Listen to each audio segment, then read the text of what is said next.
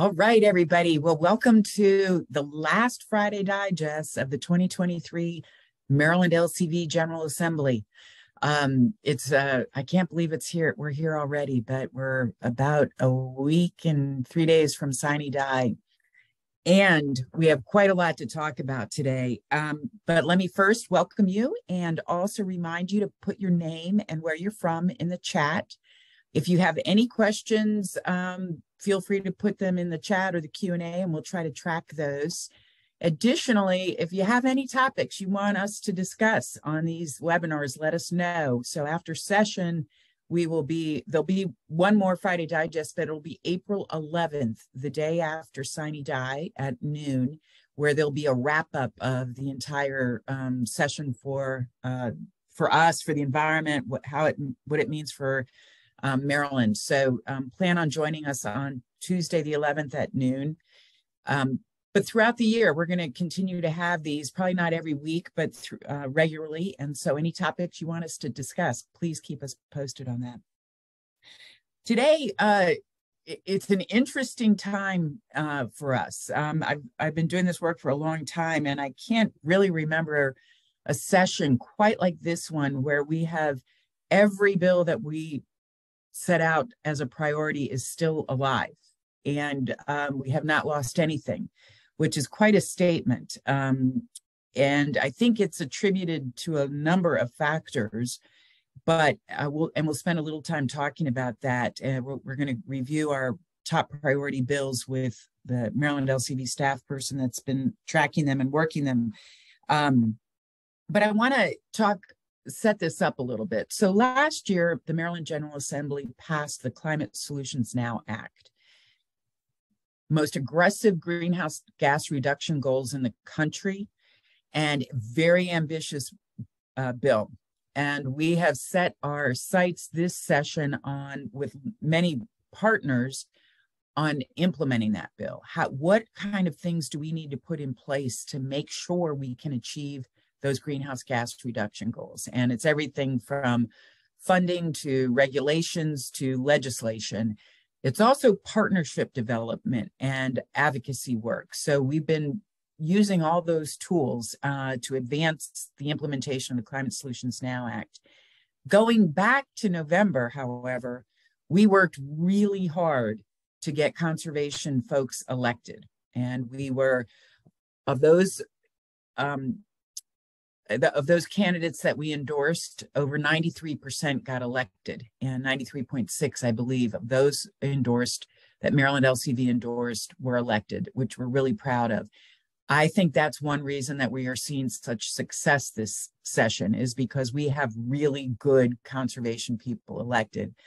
Gene Karpinski is the president of the National LCV, and he says, when you get good friends elected, great things happen. And we are definitely the recipient of that kind of a concept here. So we're very proud of that work and very grateful to those that have been elected. The other thing, though, is you. And none of us take that for granted. You guys have made a huge difference. We had 5,500 actions taken. People contacted their legislators through Maryland LCV alone, let alone our partner organizations. That's a ton of comments coming in and urging of legislators to make votes and sending gratitude. So if you ever think that email doesn't matter, realize that they add up and they do matter. So thank you. Thank you for engaging. Thank you for your questions. Thank you for your engagement. Thank you for your donations. Thank you for your support. So we wouldn't be here without great people being elected and without great supporters and members like you guys. So thank you for that. So we're going to turn to specific bills right now, and I'm going to have Rebecca Rear, our Director of Climate Policy and Justice, join me here. And Rebecca's going to talk about climate-related bills that we had specifically, the offshore wind bill, the bills dealing with Empower, which is an energy efficiency program, and the climate equity bill. So Rebecca, let me start off with real quickly the status on those bills, just where they are. Also, what action do you need from our members, if any, on these bills to get them over the finish line? So let's start there. Yeah, thanks, Kim. And I think, like you said, it's an exciting time because things are moving, right? So both offshore wind and Empower were on the House floor. And so I should be clear that the offshore wind bill passed through the Senate already. And so that it did pass by crossover and was in the opposite chamber. It was what's called held over, which is not unexpected. So it was on the House floor and it's held over. So it'll be sort of up on the floor next week, early next week, which is good timing to have it all finished by the last day. So that's offshore wind. It's moving. I would say the wind is behind it, if you will. And we can maybe talk about some exciting announcements from this week that help that. But the Empower bill is in the House as well. It's HB 1035 is the version that's moving. There's some really good amendments. It was also held over.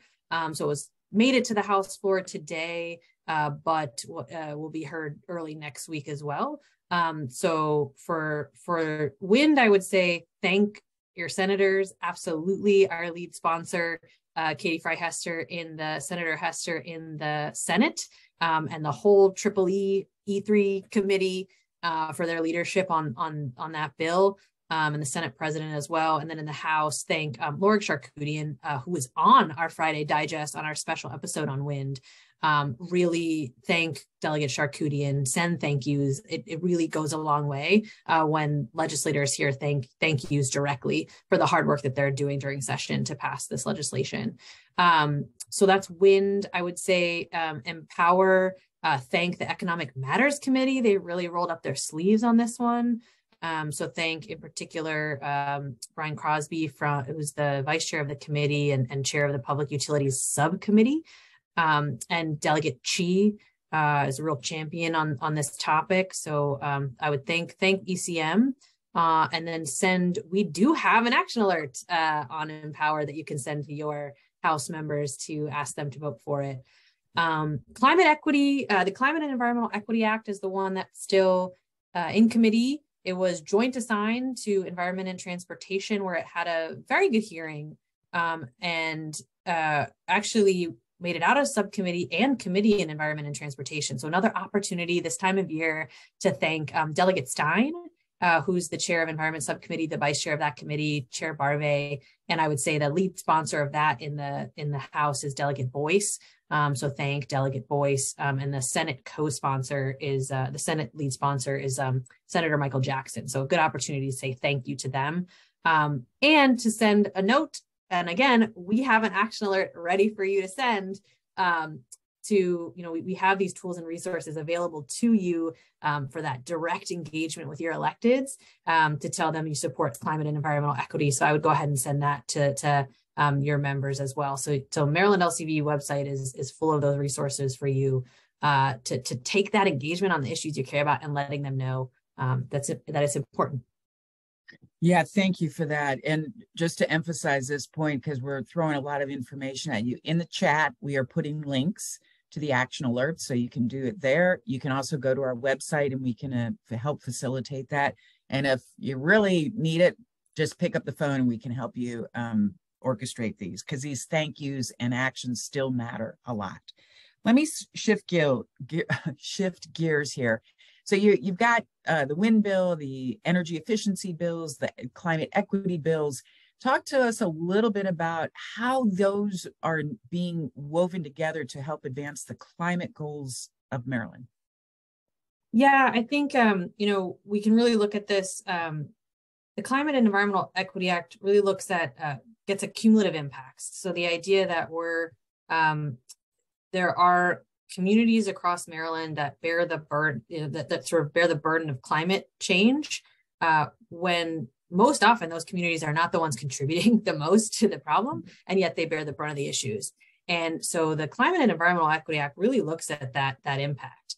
And so for the Maryland Department of the Environment, as they go through a fairly robust permitting process, taking the idea of cumulative impacts, so underlying health status of that community, what facilities, what generating facilities, which by the way are often fossil fuel generating facilities, are in those communities, and before they put something else there, or before they make another decision about what should be in that community, they're looking at what else is going on. I liken it to a preventive care visit with your physician. So sort of just checking out what the health status, what's going on before you take a course of action. So that's climate and environmental equity, and it really does, to your point earlier, build on climate solutions now, and take a look at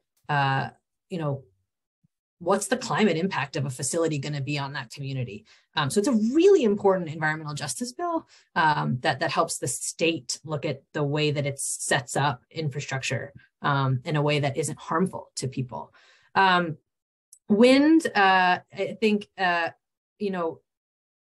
governor has been really out front on this to talk about, one way to implement climate solutions now is through 100% clean energy generation by 2035. And we couldn't agree more.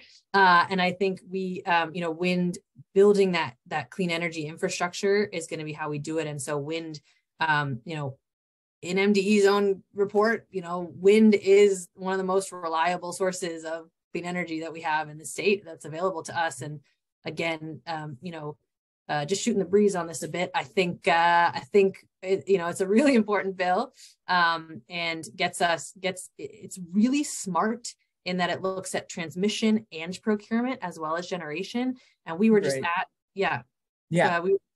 and I think that's a really smart way to look at it. And then on Empower, just, the cleanest energy there is out there is the energy we don't use. And so energy efficiency is just a really important part of our greenhouse gas emissions reductions goals. Awesome. Just real quickly, touch on, where you see this going. So how do we set ourselves up for success for next year's legislative session? Yeah, I think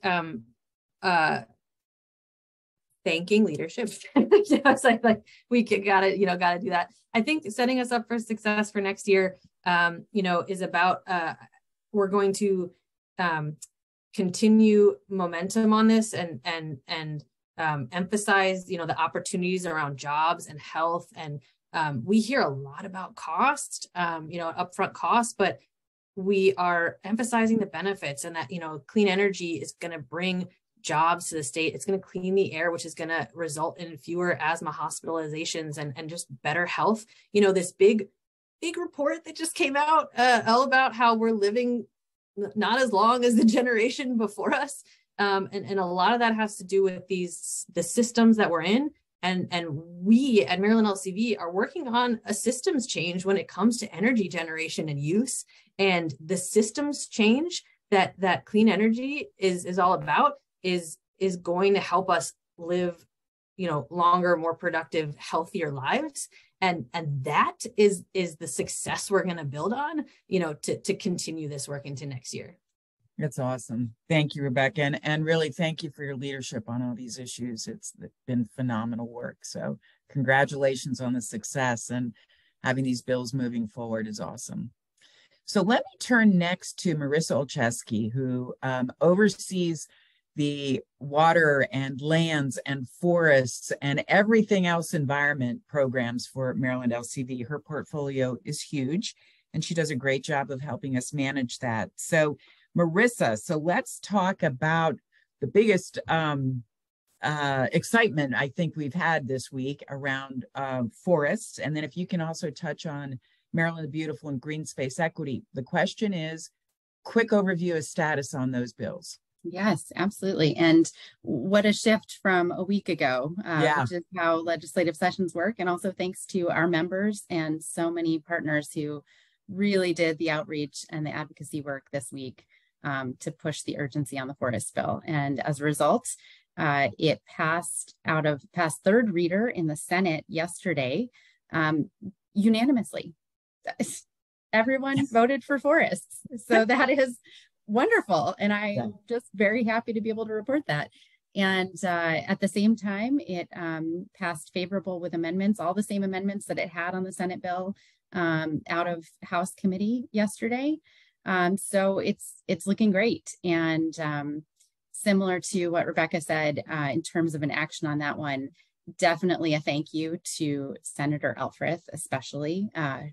She and her office put in so much work on that bill to bring people along, to get amendments that worked for everyone, but still held a strong bill for us. So that's, yeah, wonderful. And let me just tag team here on this one, because as I mentioned at the start of the call, we've had 5,500 actions taken this session from you, our supporters, and a lot of those were on the forest bill. And last week, I would have bet maybe it was a 50-50 shot. And this year, you know, we have the champagne on ice. So this week we do. So I really thank you folks out there that are weighing in on it, because it really did make a difference on this one. Absolutely. Maryland the Beautiful. Maryland the Beautiful is also still moving. It's in a little bit of an interesting spot. We had some last minute amendments come through from the administration that just felt like there were some language needed to be changed. That is from Department of Natural Resources, for them to feel comfortable implementing it and keep the language consistent with other grant programs and similar programs that they manage. But that all of those things are coming through favorably, and it doesn't look like it should hold up the bill in any way. So we are still expecting that to move. But on Maryland the Beautiful, we're expecting it to move, but that is still one that I would encourage people, especially if you have, if you are in or you're a constituent of someone on the Senate Education and Energy and the Environment Committee, or the E&T on the House side. If either of those are you're the constituent in either of those places, definitely reach out to your members, to your senator and your delegates, and ask them to keep making this one a priority and get it through before the end of session. This is one that we thought we had, but not quite sure yet. So, and then the green space equity. And green space equity had a great hearing yesterday in EE as well, or Triple E, however you want to say that one. That one, both the House bill, which crossed over, and the Senate bill, which came out of rules, were heard at the same time yesterday, and very positive hearing. We had great testimony from wonderful supporters on that one. So that one also looks promising, but similarly, it still needs movement to get all the way there. So that's another one that alongside advocacy for Maryland the Beautiful, I would say make sure that you're also including green space equity, because those two bills really marry well together, especially as we're talking about our climate and equity goals. Those two bills really need to come side by side to both have land preservation and green space be available to and equitably administered across the state so that everyone can access and take advantage of that. Marissa, that's a really important point. And can you just spend a minute as we are advancing climate goals and we're driving the state to get the reductions in greenhouse gas emissions, what role does forests and land conservation and parks and open space, what do they do that contributes to that goal?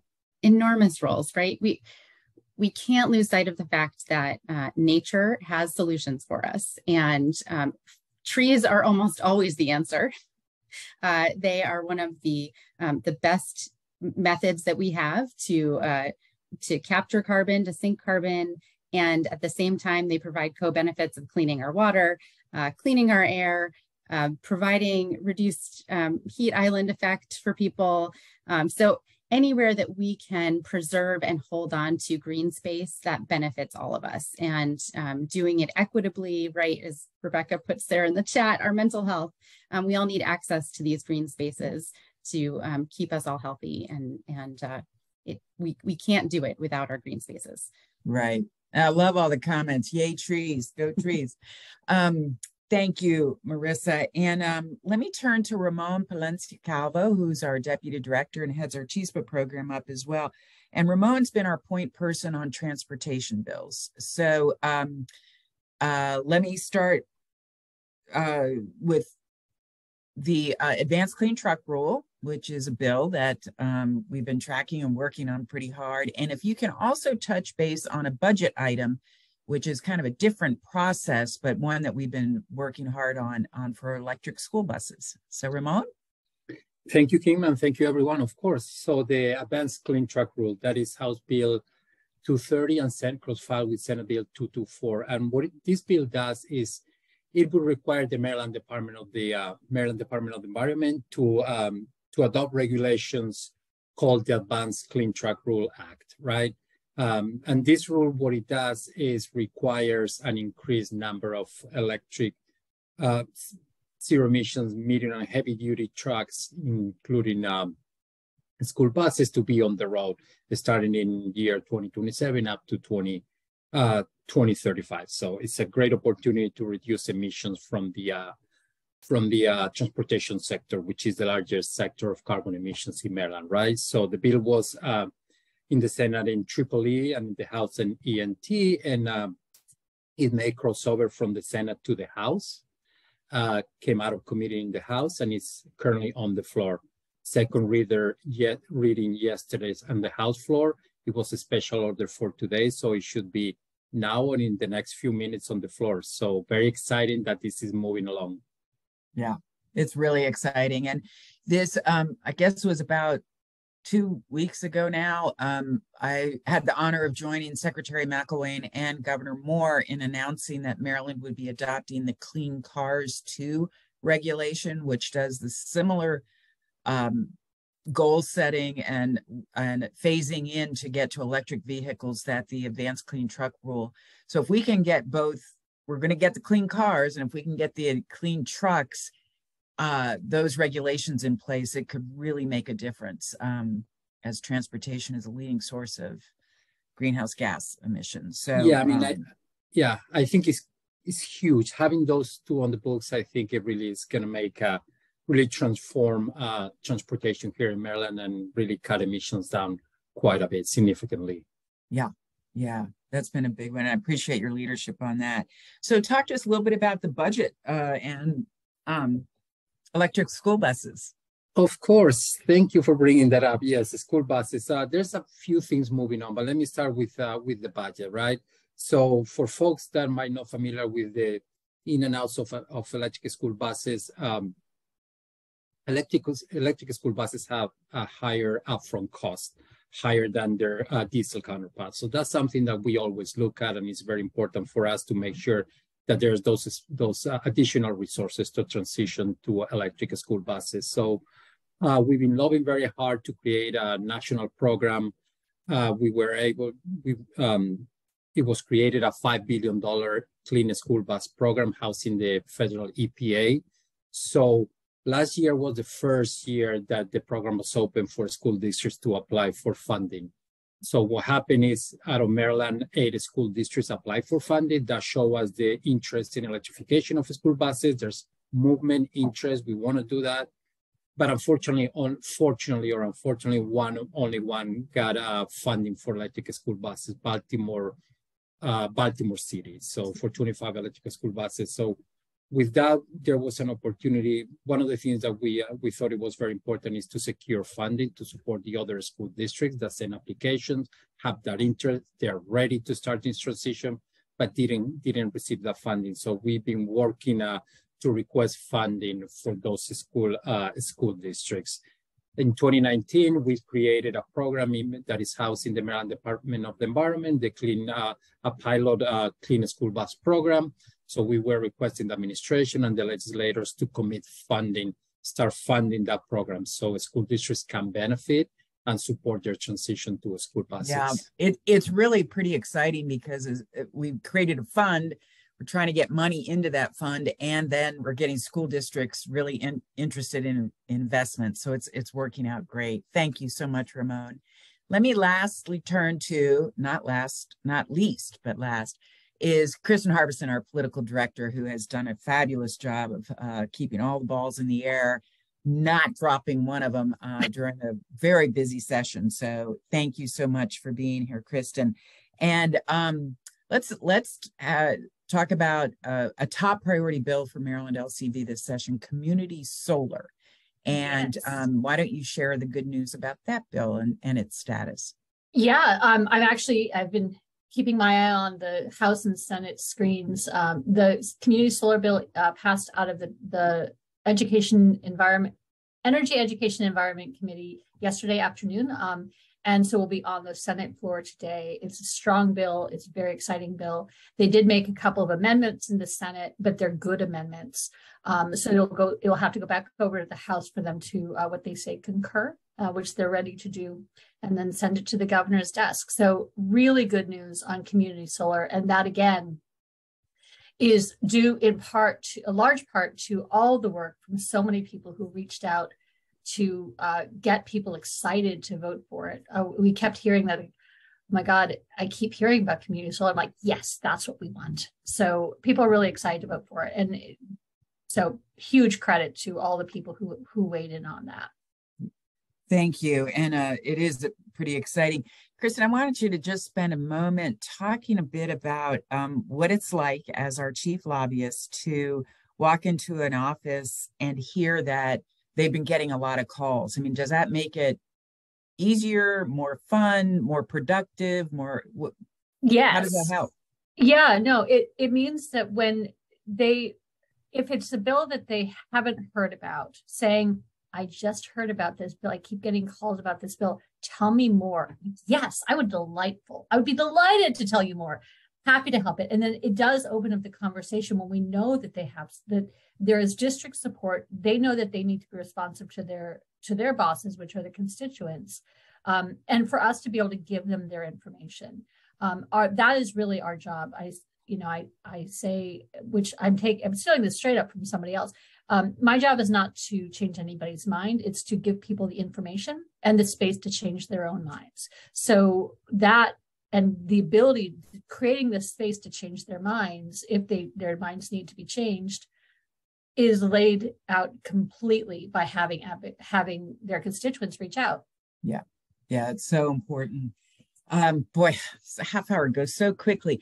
I wanted to remind folks that we put out a scorecard every year, and this scorecard looks at top priority bills for Maryland LCV, but the entire community, the environmental community.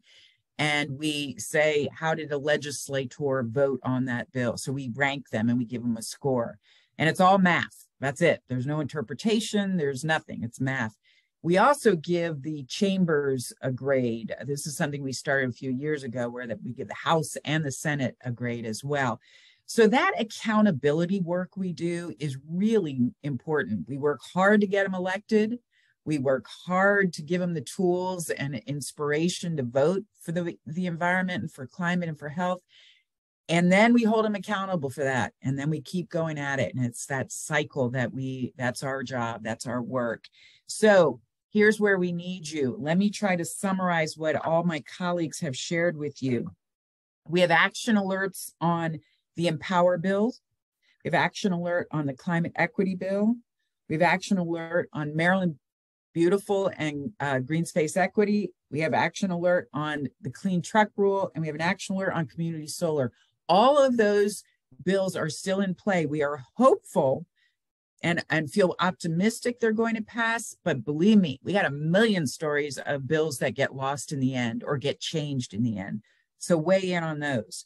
We have thank yous, thank yous. And this is where we are. I cannot emphasize how important. Just a quick note, a text, an email, whatever you can do to on the offshore wind bill to the Senate, who passed it, to including Chairman Feldman, who was a guest of ours on this Friday Digest, and Senator Hester, the lead sponsor, as well as Delegate Charkoudian, who was also on Friday Digest and was really the heart and soul behind that bill. Thank you to them. Thank you to Delegate Boyce, Stein, and Barve for climate equity. And then on forests, definitely a thank you to Senator Elfreth, who was the heart and soul on that bill as well. We'll summarize these on our website, so please stay in touch with those. But I can't emphasize the importance of that enough. So here it is, 12:30. We're wrapping up. I hope everybody has a great week and enjoy your weekend. And then we will see you not next Friday, but on Tuesday, the 11th, for a huge wrap up. So look forward to that. And I wish you all the best. Thanks for joining us. Thanks, everybody.